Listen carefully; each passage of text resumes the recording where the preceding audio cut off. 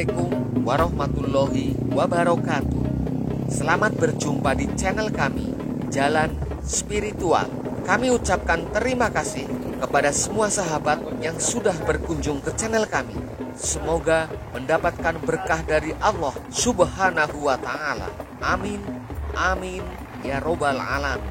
Pada kesempatan kali ini, kami akan melakukan perjalanan spiritual dengan berziarah ke Gunung Cahya, sebuah gunung tempat bertemunya tokoh legendaris penyebar agama Islam di tanah Jawa, khususnya Purbalingga. Namun, sebelumnya kami mohon maaf apabila dalam mengisahkan perjalanan spiritual kami ke Gunung Cahya masih terdapat kesalahan. Itu semata-mata karena kekurang tahuan kami. Tetapi sungguh kami tidak ada tujuan untuk melencengkan sejarah. Kami hanya bertujuan untuk nguri-uri sejarah wali Allah yang ikut berperan dalam penyebaran agama Islam di bumi Nusantara.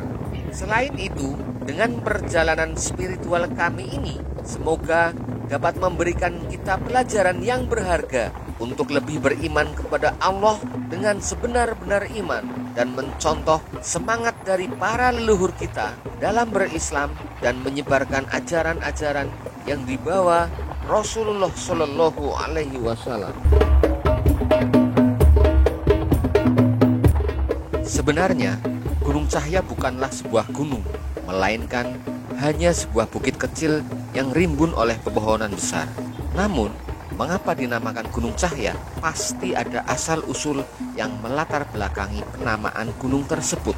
Nah, sahabat jalan spiritual, untuk mengetahui asal-usul dan seberapa istimewanya bukit tersebut sehingga dinamakan Gunung Cahya, mari ikuti kisah perjalanan spiritual kami ke Gunung Cahya.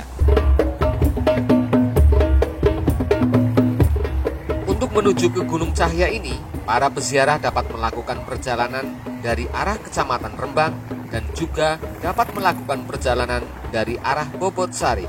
Jika ditempuh dari arah Kecamatan Rembang, maka para peziarah dapat melakukan perjalanan dari Monumen Jenderal Sudirman berjalan ke arah utara, menyusuri Jalan Raya Rembang dengan melewati Desa Bodas Karangjati, Desa Losari, Desa Semampir, dan Desa Makam.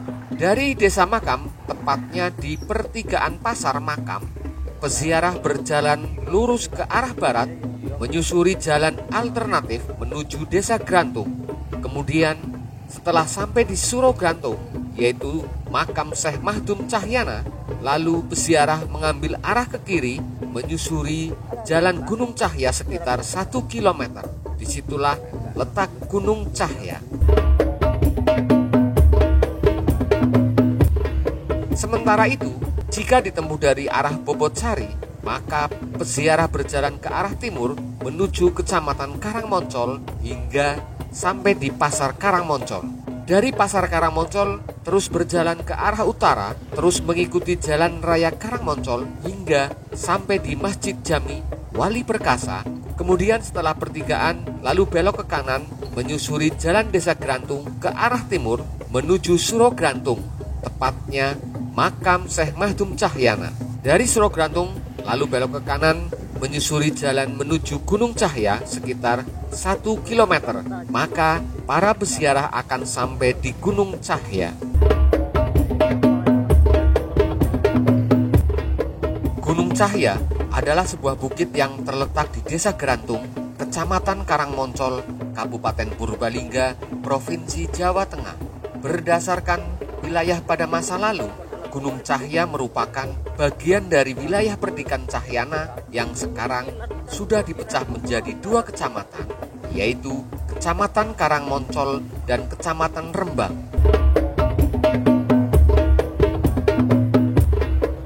Untuk wilayah Perdikan Cahyana yang berada di Kecamatan Karangmoncol meliputi Grantung Andap, Grantung Kidul, Grantung Gerang, Grantung Lemah Abang, Grantung Kauman, Pekiringan Kauman, Pekiringan Lama, Pekiringan Anyar, Pekiringan Bedahan, Tajuk Lor, Tajuk Kidul, Rajawana Lor, dan Rajawana Kidul.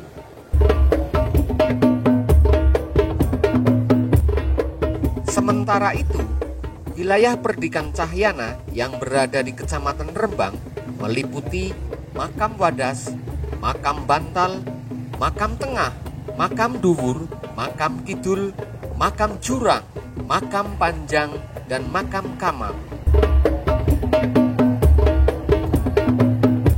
Daerah-daerah tersebut dahulu adalah kademangan-kademangan yang merupakan bagian dari wilayah Perdikan Cahyana dan sekarang sudah berubah menjadi desa-desa yang masuk ke dalam Kecamatan Karangmoncol dan Kecamatan Rembang.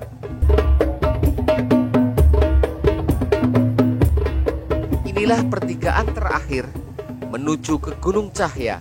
Dari pertigaan ini, para peziarah mengambil arah ke kiri, menyusuri jalan yang masih berbatu, tetapi bisa diakses dengan kendaraan, khususnya kendaraan roda 2.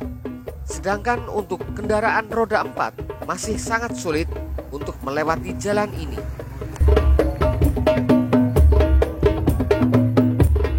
Jalan ini adalah bukan jalan yang asli yang dahulu biasa dilewati oleh Syekh Jambu Karang. Jika para peziarah yang akan berkunjung ke Gunung Cahya melalui jalan yang asli, dari pertigaan terakhir setelah 30 meter, para peziarah mengambil arah ke kiri, menyusuri jalan setapak dan menanjak, serta di sebelah kiri terdapat tebing yang sangat curam.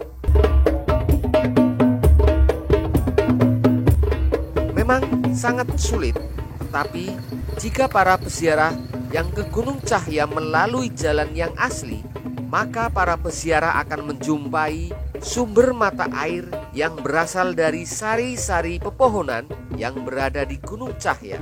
Sumber mata air tersebut biasa digunakan oleh Syekh Jambu Karang untuk membersihkan dan menyucikan diri beliau ketika beliau hendak berhalwat kepada Allah Subhanahu wa Ta'ala. Dan keistimewaan sumber mata air tersebut adalah airnya tidak pernah akan habis meskipun kemarau yang sangat panjang. Sahabat jalan spiritual, inilah bagian bawah Gunung Cahya yang sekarang sedang dikembangkan menjadi area parkir kendaraan.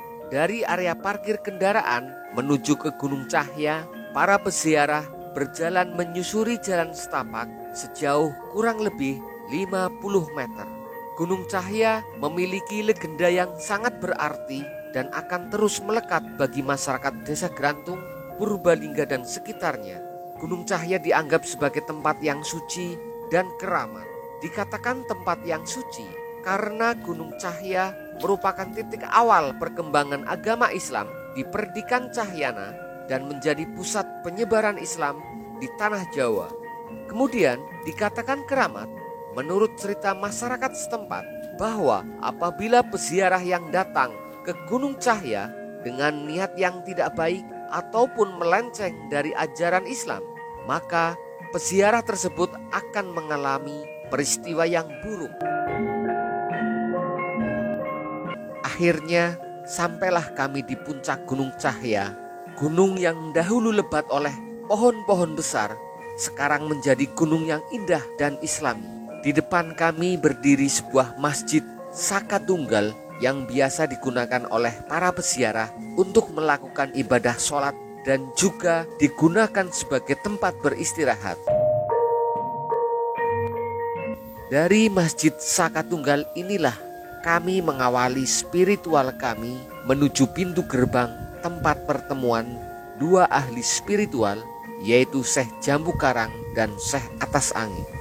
Berdasarkan cerita dari mulut ke mulut yang berkembang di masyarakat sekitar dan berdasarkan pengalaman spiritual kami, bahwa Syekh Jambu Karang dahulu adalah seorang pangeran yang berasal dari Jawa Barat, putra dari Prabu Brawijaya Mahesa Tandreman, Raja Pajajaran I.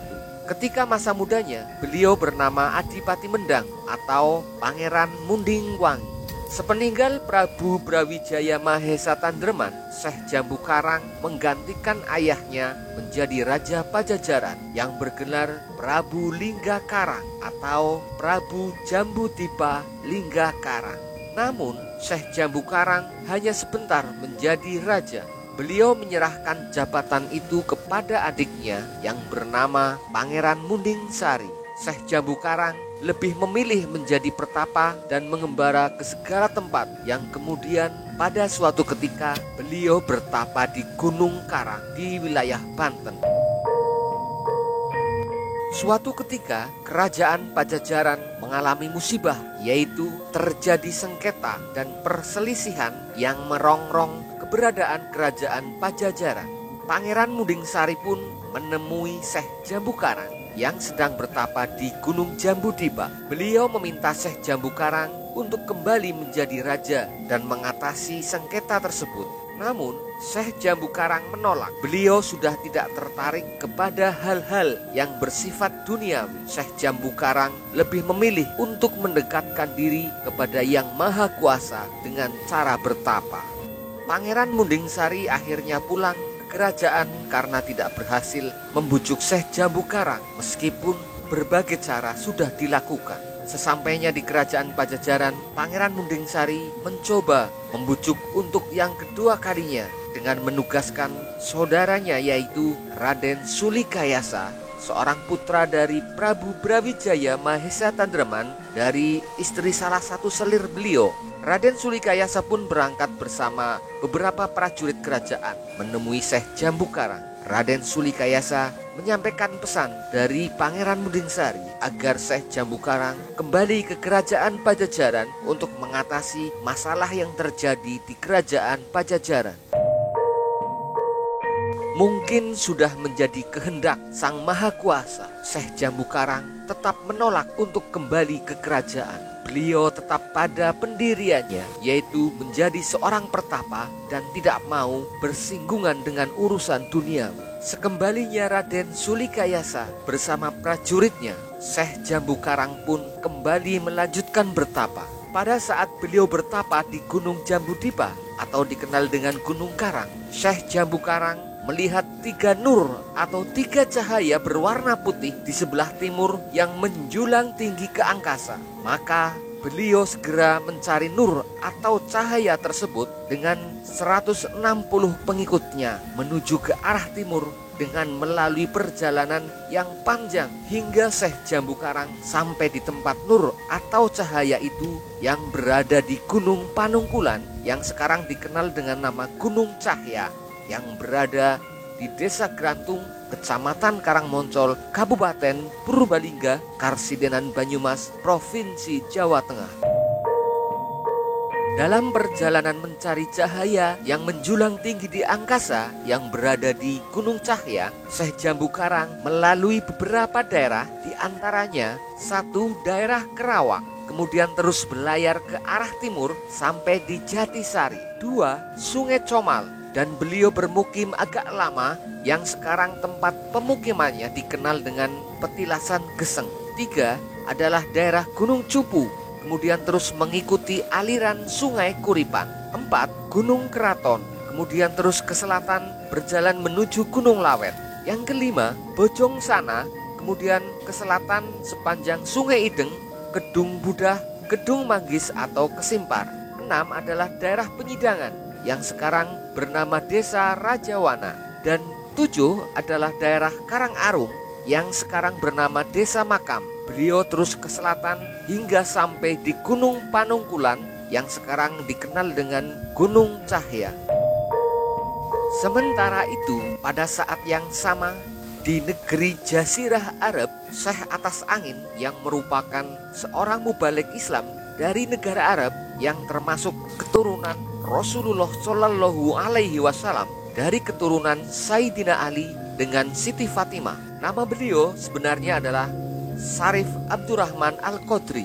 Sesudah sholat subuh, beliau mendapat petunjuk bahwa di sebelah timur terdapat 3 buah cahaya atau nur yang berwarna putih menjulang sangat tinggi ke angkasa. Syekh Atas Angin pun kemudian menjadi teringat atas pesan Rasulullah Shallallahu Alaihi Wasallam yang berbunyi, "Wahai anak cucuku, apabila kelak di kemudian hari kalian melihat 3 nur atau cahaya berwarna putih menjulang ke angkasa, maka segeralah kalian mencari cahaya itu, karena disitulah pusatnya penyebaran agama Islam." mengingat pesan dari Rasulullah tersebut dan dengan mendapat petunjuk dari Allah setelah sholat subuh, maka Syekh Atas Angin beserta 200 orang pengiringnya pergi untuk mencari cahaya tersebut. Dalam perjalanannya, Syekh Atas Angin singgah di Gresik, kemudian singgah di Pemalang, dan terus menuju ke arah Gunung Cahya hingga beliau menemukan 3 cahaya tersebut. Ketika Pangeran Syekh Atas Angin sampai di tempat munculnya cahaya tersebut, ternyata di situ telah ada seorang yang sedang berada di dekat cahaya dan sedang bertapa. Seorang tersebut tidak lain adalah Syekh Jambu Karang. Kemudian Syekh Atas Angin mengucapkan salam kepada Syekh Jambu Karang secara Islami yang berbunyi Assalamualaikum kepada Syekh Jambu Karang. Berulang-ulang Syekh Atas Angin mengucapkan salam, akan tetapi tidak ada sepatah kata pun terucap dari bibir Syekh Jambu Karang, karena memang pada saat itu Syekh Jambu Karang masih memeluk agama Hindu. Jadi beliau tidak paham terhadap ucapan Assalamualaikum. Syekh Jambu Karang merasa terusik dengan ucapan dari Syekh Atas Angin, sehingga beliau bangun dari tapanya. Setelah terjadi perbincangan dan perdebatan, terjadilah adu kesaktian dan perkelahian dengan satu perjanjian, yaitu siapapun yang kalah maka akan beralih kepada agama sang pemenang. Perselisihan tersebut diawali dengan perdebatan tentang ajaran agama hingga pada tingkat kesaktian. Dalam perdebatan ajaran agama, Syekh Jambu Karang mengakui bahwa ajaran yang dibawa Syekh Atas Angin lebih sempurna. Namun Syekh Jambu Karang belum mengakui kekalahan sebelum beradu kesaktian. Adu kesaktian pun dimulai. Syekh Jambu Karang melemparkan ikat kepalanya ke angkasa, sedangkan Syekh Atas Angin melemparkan sorbannya. Ikat kepala dan sorban beliau berdua berkejaran di angkasa, dan ternyata sorban milik Syekh Atas Angin lah yang selalu di atas, sehingga Syekh Atas Angin lah yang menang. Selanjutnya, adu kesaktian yang kedua pun dimulai. Syekh Jambu Karang menumpuk telur hingga ke angkasa satu persatu. Kemudian Syekh Atas Angin disuruh mengambil tumpukan telur tersebut dari bawah satu persatu, dan telur yang di atasnya tidak boleh jatuh. Syekh Atas Angin pun mengambil telur satu demi satu dari bawah tanpa menjatuhkan telur yang di atasnya, sampai telur yang terakhir tetap menggantung di angkasa. Dalam adu kesaktian kedua itu pun Syekh Atas Angin lah yang menjadi pemenangnya. Dari 2 kali kekalahan, Syekh Jambu Karang masih tetap belum mengakui kekalahannya. Kemudian Syekh Jambu Karang meminta untuk adu lari cepat mengitari Bukit Panungkulan. Terjadilah adu lari di antara keduanya, tetapi Syekh Jambu Karang masih kalah cepat dengan Syekh Atas Angin yang selalu berada di depan Syekh Jambu Karang. Dan jika Syekh Jambu Karang berlari 1 putaran, maka Syekh Atas Angin sudah berlari 3 putaran. Jadi dalam adu kesaktian yang ketiga, Syekh Jambu Karang pun kalah juga. Kemudian dari 3 kali adu kesaktian, Syekh Jambu Karang masih tetap belum mengakui kekalahannya. Oleh karena itu, Syekh Jambu Karang menantang adu ilmu kanuragan. Syekh Atas Angin pun menyanggupi tantangan tersebut. Maka terjadilah adu ilmu kanuragan antara Syekh Jambu Karang dengan Syekh Atas Angin selama 7 hari 7 malam. Angin bertiup kencang, bukit-bukit di sekitar bergetar, pohon-pohon pun bertumbangan dan berbenturan. Dengan kesaktian mereka berdua menjadikan langit memancarkan kilatan cahaya berwarna-warni. Dari pertempuran selama 7 hari 7 malam, sebenarnya di antara keduanya tidak ada yang kalah dan tidak ada yang menang, karena keduanya sama-sama terjatuh, sama-sama terkapar, tidak sadarkan diri, terlentang di atas tanah. Namun beberapa menit kemudian Syekh Atas Angin lah yang tersadar dan bangun terlebih dahulu, dan melihat Syekh Jambu Karang masih tergeletak tidak sadarkan diri. Beberapa saat kemudian setelah Syekh Atas Angin duduk dan bermeditasi, Syekh Jambu Karang pun tersadar, kemudian segera bangun dan terkejut melihat Syekh Atas Angin duduk tersenyum memandang Syekh Jambu Karang. Dari kejadian itulah Syekh Jambu Karang akhirnya mengakui kekalahannya dan bersedia memenuhi perjanjian yang semula bahwa siapapun yang kalah maka akan beralih ke kepada agama sang pemenang. Syekh Jambu Karang pun kemudian bersahadat untuk masuk agama Islam dan beliau bergelar Pangeran Wali Syekh Jambu Karang. Sebagai rasa terima kasih kepada Syekh Atas Angin, maka Syekh Jambu Karang menikahkan putrinya yang bernama Nyai Ageng Rupiah Bekti dengan Syekh Atas Angin. Perkawinan mereka melahirkan 5 orang anak, yaitu Pangeran Mahdum Husein atau Kayu Puring yang makamnya di Rajawana, 2 Mahdum Madem yang makamnya di Cirebon, 3 Pangeran Mahdum Umar yang makamnya di Pulau Karimun, Jepara, 4 Nyai Rupiah Raja yang makamnya di Raga Sela, Pekalongan, dan Nyai Rupiah Sekar yang makamnya di Jambangan, Banjarnegara. Sejak itulah perkembangan agama Islam dimulai di Perdikan Cahyana hingga ke wilayah Nusantara oleh Syekh Jambu Karang dan Syekh Atas Angin hingga keturunannya. Jadi, bukit yang dahulunya bernama Bukit Panungkulan kemudian dinamakan Gunung Cahya, karena di bukit itulah terdapat 3 nur atau 3 cahaya berwarna putih yang menjulang tinggi di angkasa dan menyebabkan 2 ahli spiritual yaitu Syekh Atas Angin dan Syekh Jambu Karang bersengketa dan kemudian bersatu mengembangkan ajaran agama Islam di Perdikan Cahyana hingga ke wilayah Nusantara. Dari kedua wali itulah menurunkan wali-wali Allah di tanah Jawa sebagai penerus penyebar agama Islam. Demikian perjalanan spiritual kami bersiarah ke Gunung Cahya. Semoga dengan bersiarah kita akan selalu mengingat akan kematian dan kita akan dapat meningkatkan ketauhidan kita kepada Allah Subhanahu wa Ta'ala. Sekian, selamat berjumpa di perjalanan spiritual kami selanjutnya. Assalamualaikum warahmatullahi wabarakatuh.